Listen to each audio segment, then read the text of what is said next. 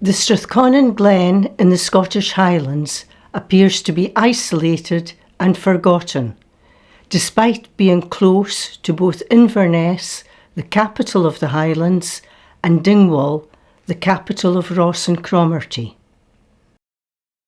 The population of the Glen today numbers about 100.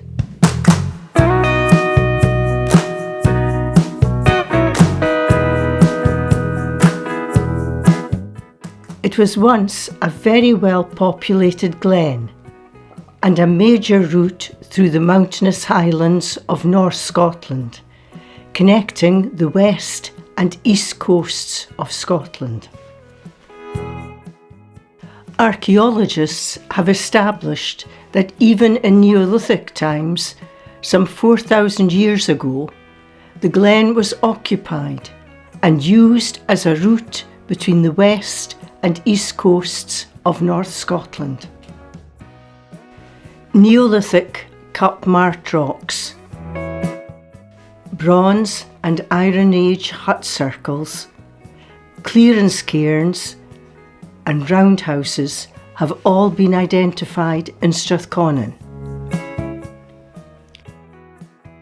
A fine rock shelter can be found at Sulmarksea, near the Loch Leuchart Dam. Another rock shelter is situated on the hill slope opposite Invercoran. There is evidence of crannogs on the loch at Scardroy.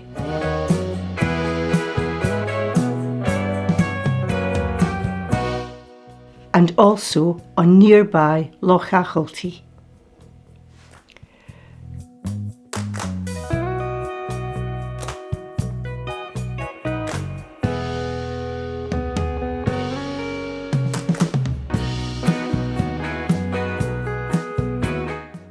Crannogs were Iron Age loch dwellings, like the reconstruction on Loch Tay. The bridge at Bridgend was built when the Strathconon Road was improved in the 1830s to follow the north side of the River Meig up to Milltown. By 1852, the road had been extended west to Scardroy, funded by the Strathconon estate owner James Maitland Balfour. James Balfour, already wealthy after inheriting his father's estate, added to his fortune in the 19th century railway boom.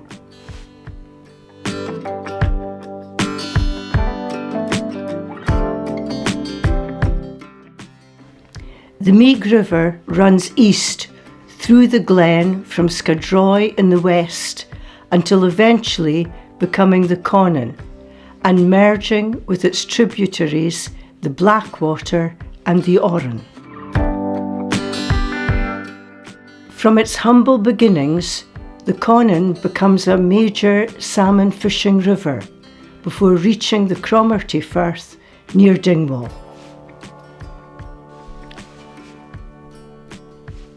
On the way to the sea, the Meig is harnessed twice for hydropower, at the Meig Dam and again at Achonachie. Both dams, completed in 1957, flooded parts of the glen.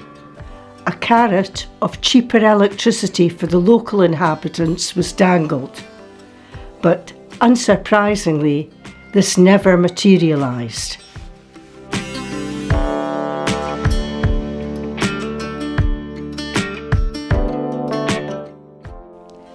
The estate road to Dalbreck on the south side of the River Meig is part of the original trackway west and east through the glen.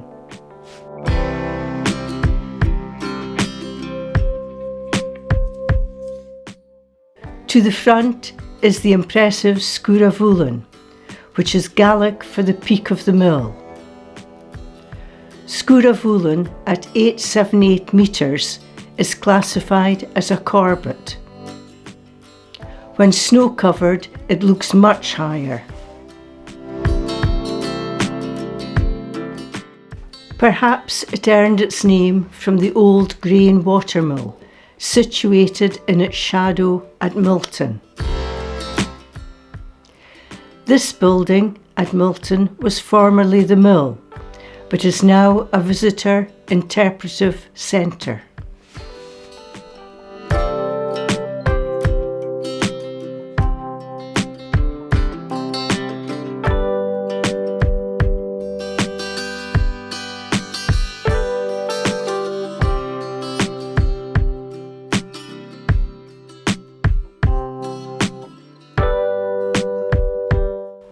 Although only a local estate road now, this was once a major thoroughfare across the north of Scotland.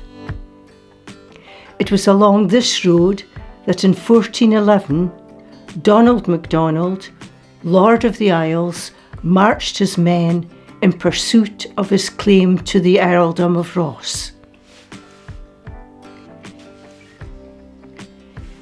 He defeated the Monroes and Mackenzies at a battle near Strathpeffer and gained the earldom.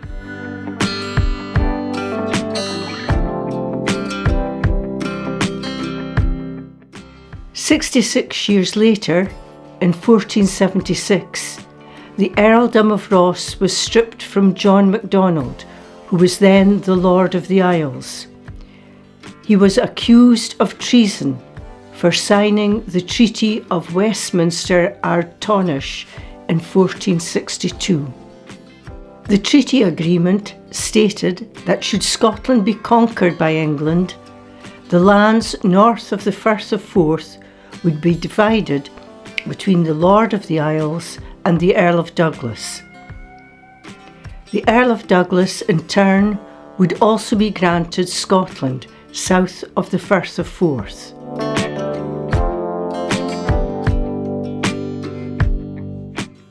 These Scottish lands would be held by the two of them, courtesy of the Crown of England. When King James III of Scotland was informed of John MacDonald's treachery, MacDonald was forced to forfeit the earldom of Ross.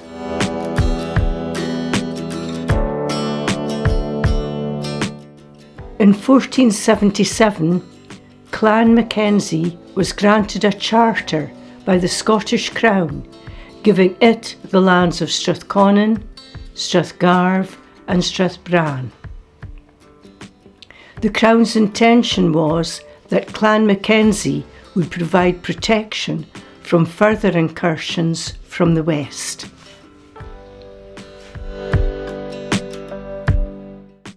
This routeway passed through a well-populated glen, where crofters reared cattle to be sold in Dingwall before drovers took them to markets in the south. The cattle were smaller, black versions of today's Highland cattle.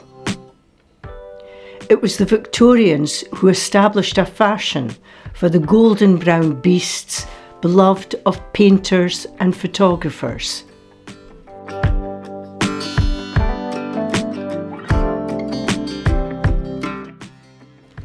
There is evidence in the glen of transhumance. Transhumance is a fancy name for the practice of moving livestock to summer pastures higher up the glen. Remains of sheilings or summer camps can be found both in Scardroy and at Glenmenny.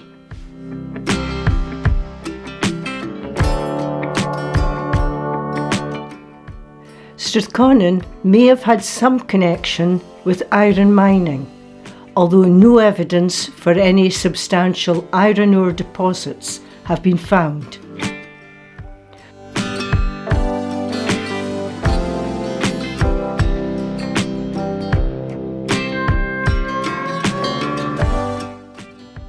But an iron slag deposit was found at Glenmenny, and the name Glenmenny may mean the glen of the mine.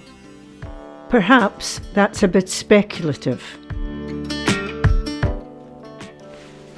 However, as time went on, the resources available in Strathconon Glen could not support the increasing population. Many of the young men moved to join the army or to work on the new railways that were now being built in the south. Seasonal work was obtained in the East Coast fishing industry. Several people emigrated to Canada and to Australia. Young girls moved away to become domestic servants for the gentry. In this way, the population stabilised and money found its way back to the Glen.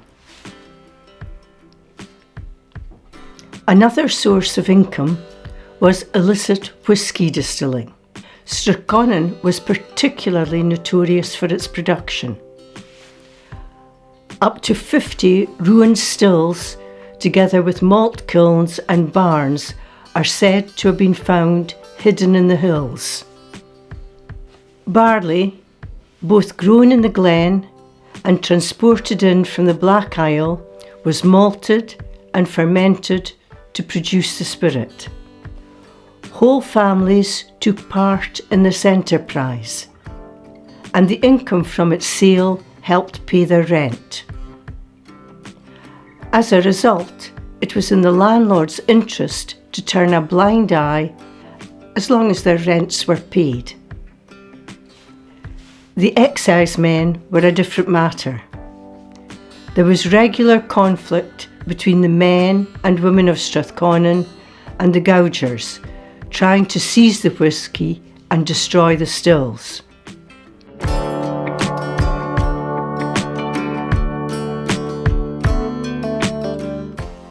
On at least one occasion, reinforcements were called in from the army at Fort George near Inverness to enforce the destruction of the stills.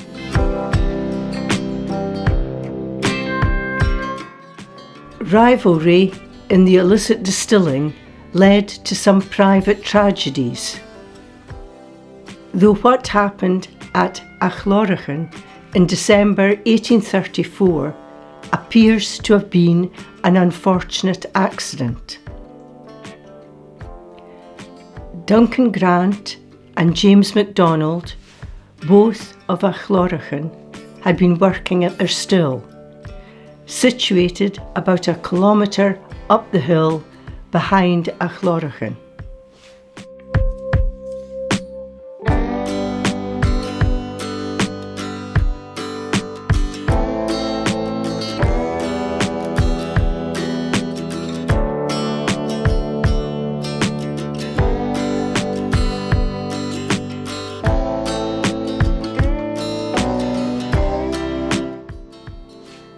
It was a cold night and both men had been liberally testing their product.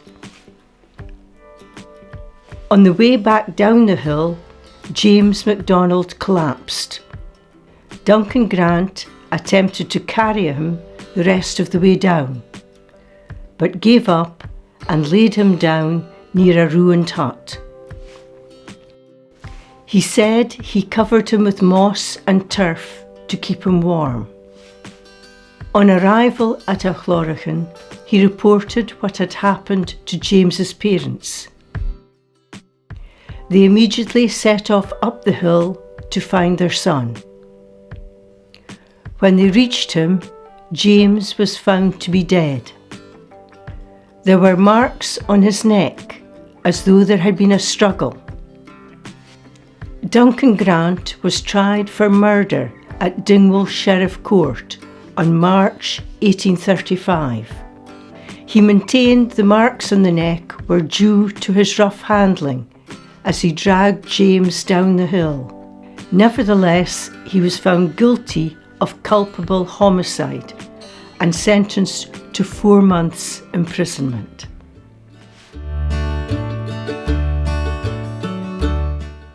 Sadly, between 1840 and 1848, the majority of the people living in Strathconon were cleared from the Glen. Estate owner James Maitland Balfour, the father of UK Prime Minister Arthur Balfour, decided to increase his income from the estate. He instructed his factor, Mr. Rose, a Dingwall solicitor, to oversee the evictions.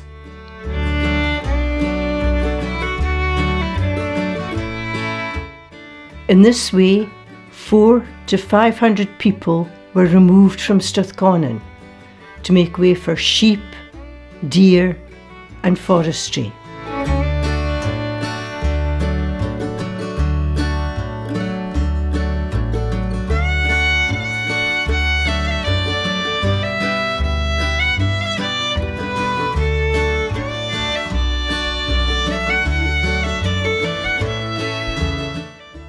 Some of the evicted crofters were given impoverished land on the Black Isle, Knockfarrell and Loch Ussy. They cleared this poor land, drained it and built their own houses. The Strathconon men and women, having been settled forcefully in these areas, soon gained local respect, as they were seen to be hard-working and industrious. However, despite their efforts, many found themselves evicted for a second time. The land they had improved was taken from them without compensation and given at enhanced rents to larger farmers. These are the Strathconon Estate offices at Dalbreck. It is here that the annual Strathconon Games are held.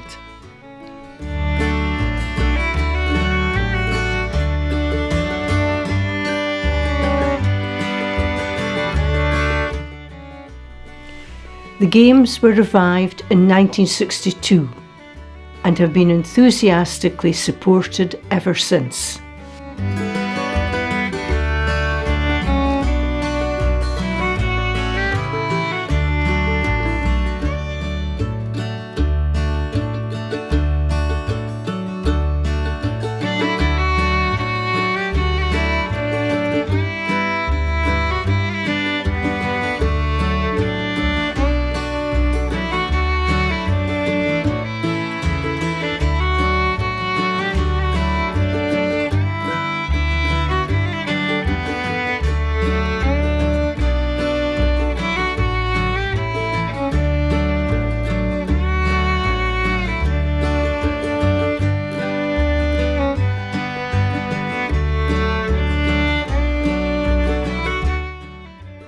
Originally, they were held on this rather marshy ground, but have now been moved to a more suitable field nearby.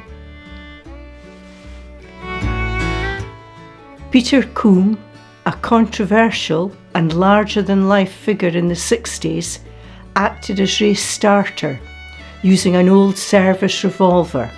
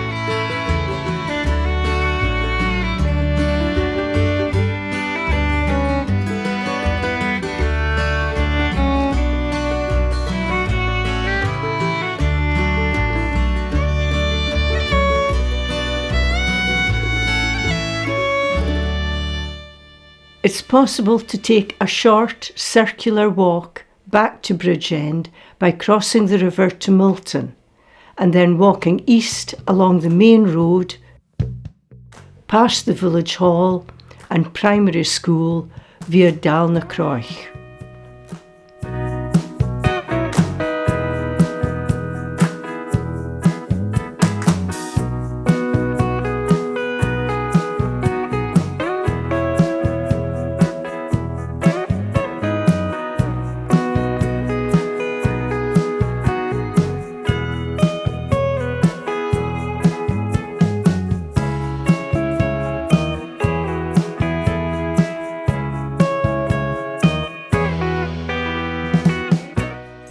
Strathconon Estates Limited is now under the stewardship of Lego heiress Sophie Kirk Christiansen.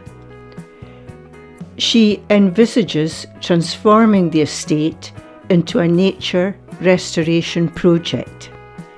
Efforts are underway to replace the old Sitka spruce plantations with native tree species, to reduce deer populations and to restore peatlands. It is hoped that Ms. Christiansen will also appreciate and preserve the Glen's rich historical heritage as part of her restoration initiative, ensuring that its natural and cultural splendour remains for generations to come.